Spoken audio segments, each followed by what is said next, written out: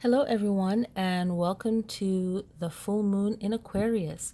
We're also having a total lunar eclipse on July 27th, which is tomorrow, and today is the 26th. So we have Mercury in retrograde until August 19th, 2018. So we'll get into this Mercury retrograde, what it means for this time with everything happening in the chart.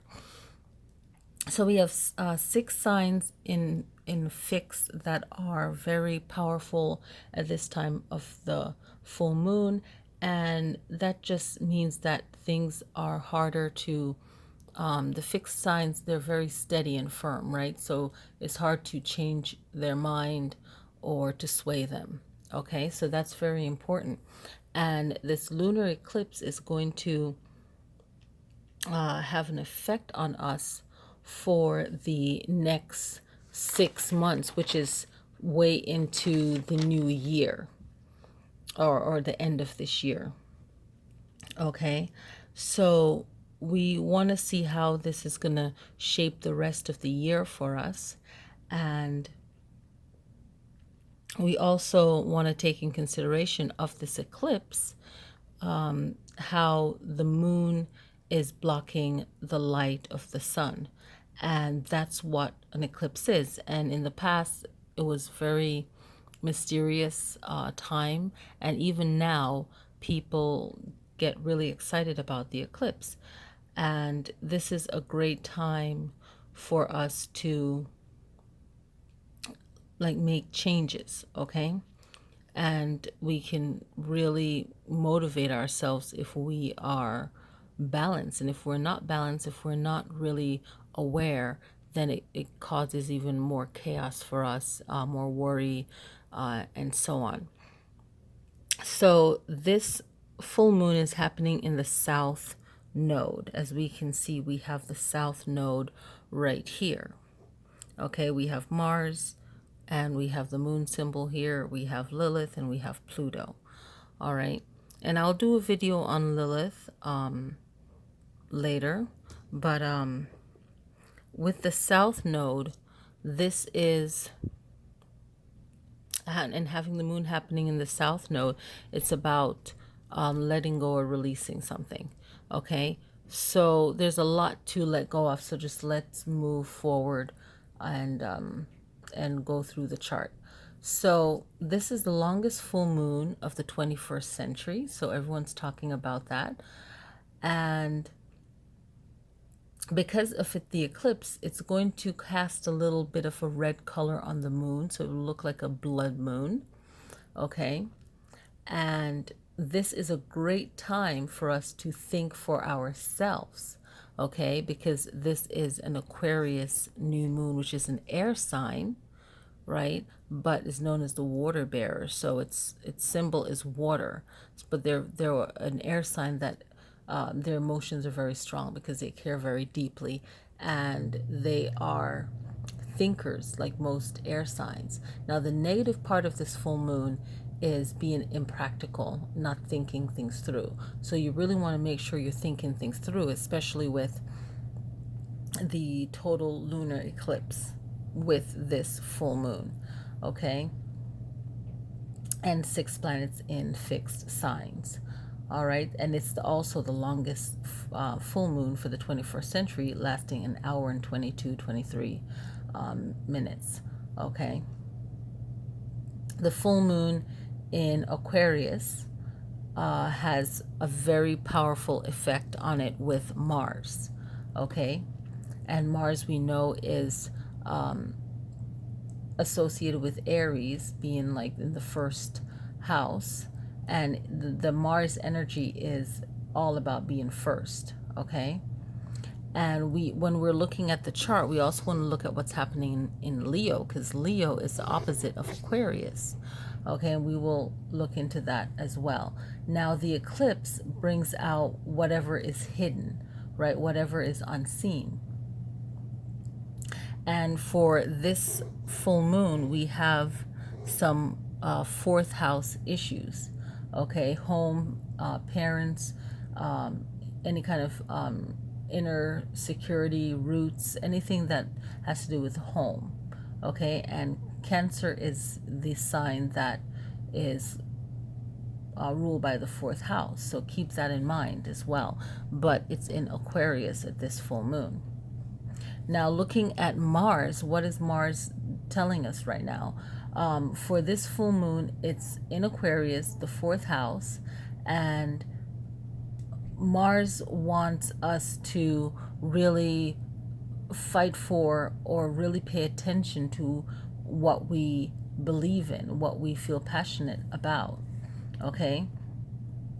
And we really want to look into this. The eclipse is going to bring up any kind of crisis situation, which leads us to any kind of changes in our lives or any kind of significant event that's happening right now.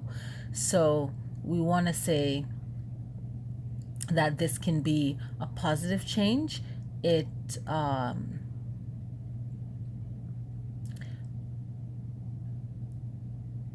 asks us to really get ready for any kind of change. Okay, and it has to do with the home. So you have to start at the home first. So what do you need to change in your home, right? And maybe for self, how you're thinking, really thinking things through.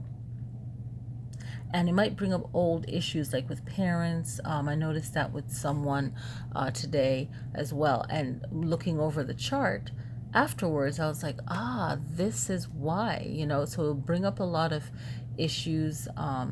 We feel like we need to change or to grow or to survive our own life. And this is the issues that is coming up with this eclipse. And it's happening in Aquarius. And this Aquarius is very much like a future thinker, very open to new ideas and change. So if you feel like I need something to change in my life, this is because of this full moon, right? So what have you been ignoring, right? So at this full moon in Aquarius, it's in the south node, so you can look at your past or your personal relationships or on a global level. So the south node is asking you to look at past relationships, and if you don't believe in past lives, or if you do, it's also connected to past lives. So if you look at past relationships, you're looking at conflicts, any kind of competition.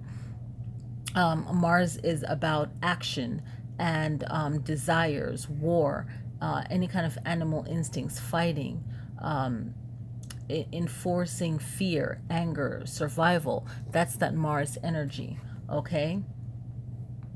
And it's like, okay, who is the starter of the conflict and who is defending themselves from being attacked, right? So and the other part of Mars is sexual desires, right? Both good and bad. So you might be experiencing that. Now you can look at opposite sign, which is Leo. Leo has Mercury, which is all about communication. It also has the North Node, which has to do with where you want to go in life, right? So the drive, that Leo drive to get to where you want to go, right? So, and we're also in Leo season, okay? So we have this strong pull of communication, and we have that strong Mars energy, okay? So we really need to be careful of what we're saying, maybe thinking more before we speak, okay? And you always look at what's going on in your opposite sign on the chart, right? So we have Leo, we have the Mercury communications, just like I mentioned before, and that's so important to pay attention to in your chart. So using the good qualities of Leo and Aquarius to get through this Mercury retrograde that's happening, that started today, the 26th, leading into the full moon and the Mercury retrograde. So we really want to think about what we're saying before we speak, okay? And you think about Mercury. Mercury is the messenger. So what's our message, and what are we saying? We really want to be careful, because we're really going to be showing who we are, our true sense, our true self. And remember that the North Node is about our goals and where we aim to be in this life. Where do we want to be? Okay, So really be careful of what you're saying during the retrograde and this full moon, and do a lot of self-work. Instead of talking a lot, work on yourself. Like I say, Mercury retrograde is from the 26th of July to the 27th of August. So think before you speak. Don't take things personally. Do a lot of follow-ups. Like in Mercury retrograde, double check things, so on. Okay? So let's see. Mercury deals with your action. Everything that you do is you. That's what came to me. Okay, everything you do is you. Your act, the way you act, your words, whatever you don't do is also you. Okay, Mercury. I want to say that again. The way you act, your words, what you don't do is you. Just like everything you do is you. So not acting on something or acting on something, it's still an action, right? Mercury looks at your day by day communication and expression, okay? And it deals with coordination, so how you work together efficiently. It could be with people, or how do you work with yourself, okay? Now we want to remember that the North Node and the South Node is mathematical points on the chart. And for this full moon, we really want to make sure that what other people are saying or what you're saying really does add up in this lunar eclipse, okay? Because we're looking at social consciousness, our inner feelings, our voice, okay? Our inner voice is our guide to what is a rightness and wrongness of one's behavior. So we want to look into that. We have South Node, past issues. We have future goals and issues for the North Node, all dealing with communication and our consciousness. And that's the Aquarius effect on this full moon. All right, so any kind of guilty conscience, moral sense, desires, are they good? Really looking at actions of other people, but we really need to also be focused on ourselves, because we're creating the whole. Now, Mars is all about self-war, like we said, and if they need to defend themselves, they will. So Mars has a great quality of knowing when to put itself first, okay? And it has that strong Leo energy coming in. All right, so let's move along. Okay, so remember that Aquarius is all about being the rebel naturally, okay, and networking and being original and being a free thinking spirit human being, right? And Aquarius is also a fixed sign. Well, now when we look at Leo, we're going to focus on Leo, fire, right? Leo is trying to communicate, is a leader, okay, has feel the need to communicate, to lead, okay, to lead themselves and to take control. But remember to work on yourself first. All right, so let's move it along to Gemini. Gemini has nothing, no major, well, Cancer is in the ninth house. So you're going to look at ninth house issues. For if you are a Cancer, you want to look at exploring, expanding your horizon, higher education, writing, any kind of spirituality, travel, law. That will be for for Cancer in the ninth house. Gemini is the eighth house, so you'll be looking at issues of sharing resources, okay? So the eighth house is like the Scorpio house of sex, death, letting go, other people's money, sharing. So you also want to look across to what's going on in Sagittarius, which is second house issues, which is money, personal resources, okay? So you want to look at that, and Saturn, okay? So we'll get to that. I'm going to come around to that. So then we have Taurus, okay? Taurus is dealing with seventh house issues, which is partner, awareness of others, marriage and other partnerships, okay? So if you're Taurus, you're looking into that. Aries has Uranus and is in the sixth house of work, health, and service and self-improvement. I serve. It's all about your daily life in the sixth house for Aries. And then you have Uranus, okay? So we want to look at Uranus, which is all about change and forward thinking, Uranus. So Aries, how can you be a more forward thinker, thinking about that, how that affects you? Okay, and you also have Chiron, the wounded healer, and this is all about how your deepest wounds, okay, and how can you help yourself and heal yourself, okay, and the effort it takes to heal whatever is upsetting you. It could be anything, whatever is making you feel the way that you do. You can work on that. And Aries, you have a little bit of the 6th house and the 5th house. 6th house is work, health, service, right? Like I said before, self-improvement. And then the 5th house deals with romance, children, family, like the home.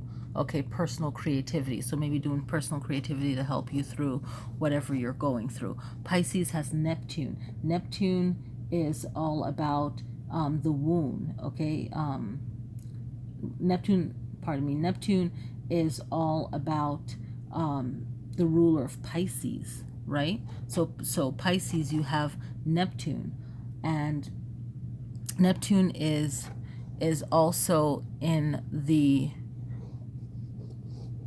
it's in the 4th house. I want to say it's in the in the 5th, but it's more like almost, so I'm gonna say 4th. Okay, home, parents, root, inner world, nurture. So a little bit of nurturing yourself, I would say, and personal creativity. Pisces is what I would say. A little bit of both, like where it is right here.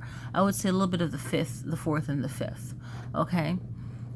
And of course, Aquarius, we have the full moon, so there's strong presence there.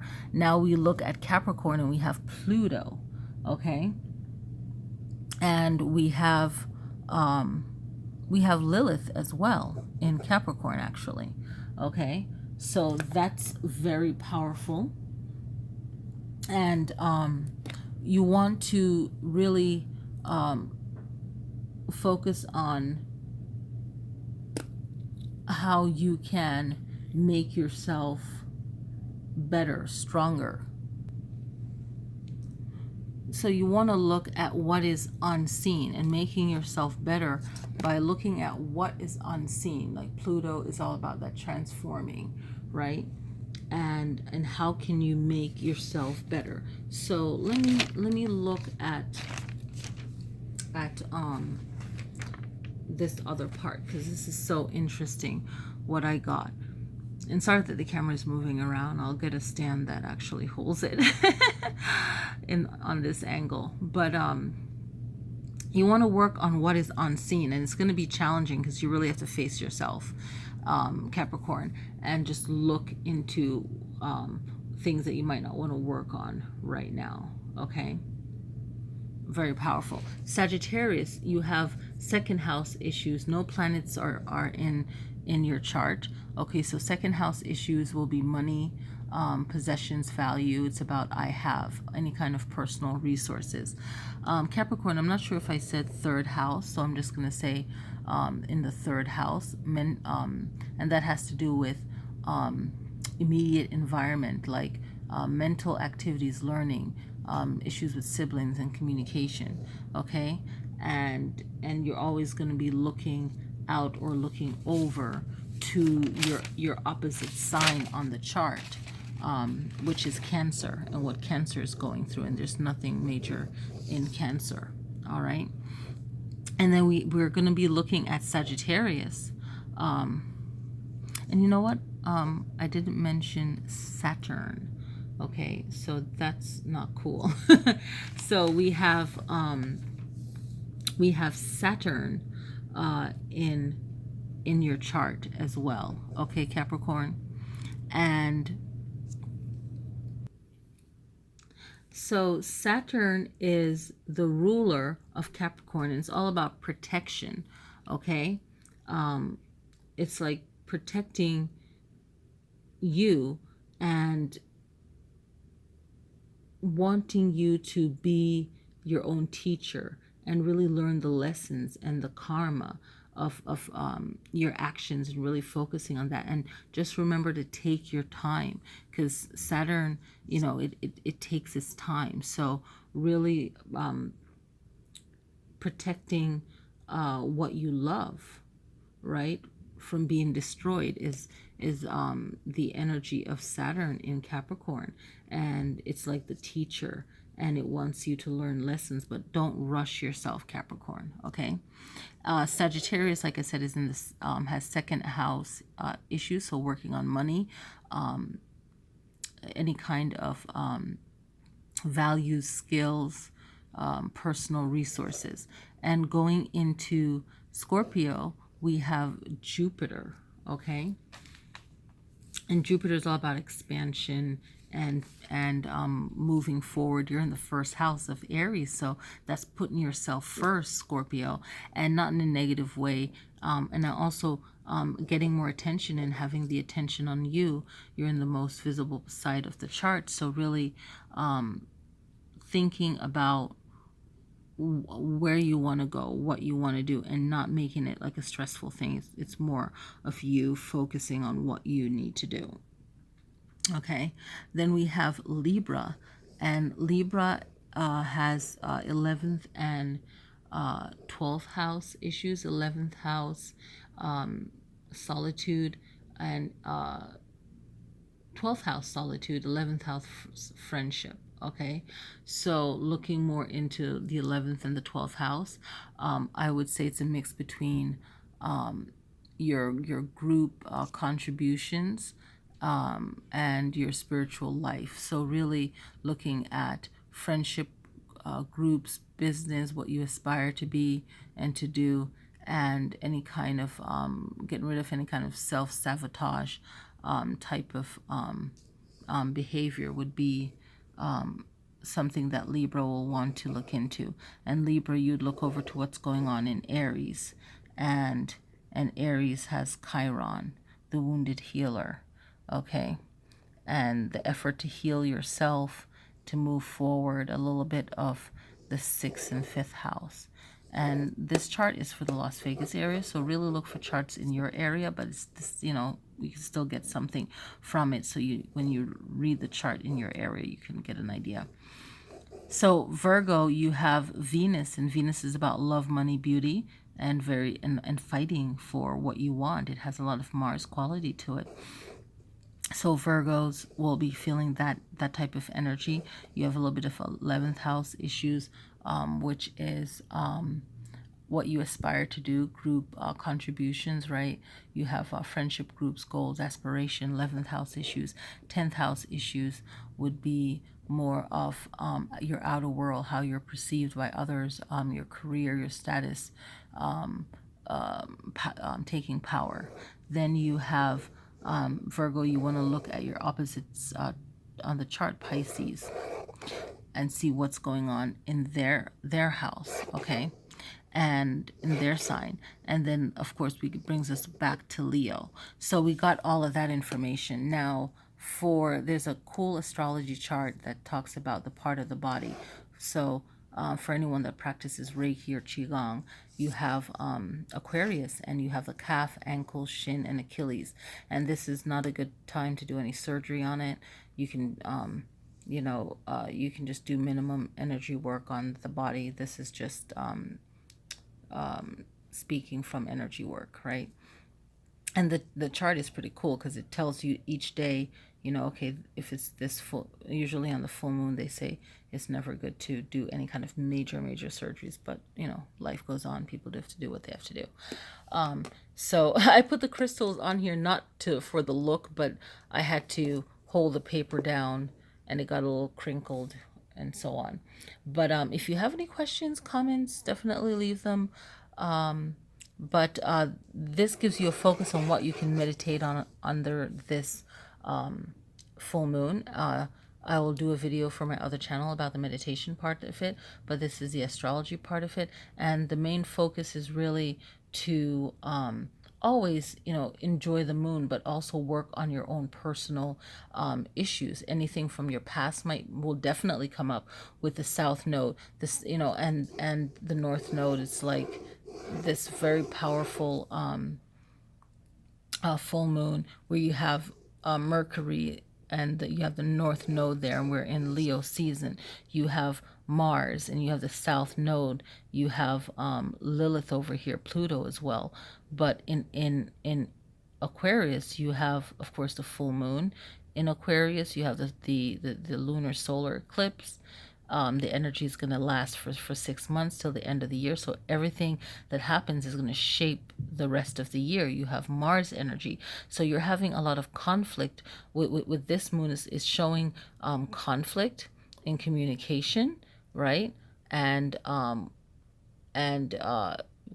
what you say is going to be very highlighted this full moon. And you have the Mercury retrograde lasting until August, so that's very powerful. And the south node, like I said before, it's about letting go, okay, releasing something, letting go something. And oh, how can you change? How can you change for the better for yourself? So it's really improving yourself for this full moon. Okay, I hope you guys enjoyed this video, and I will see you guys next time. Peace.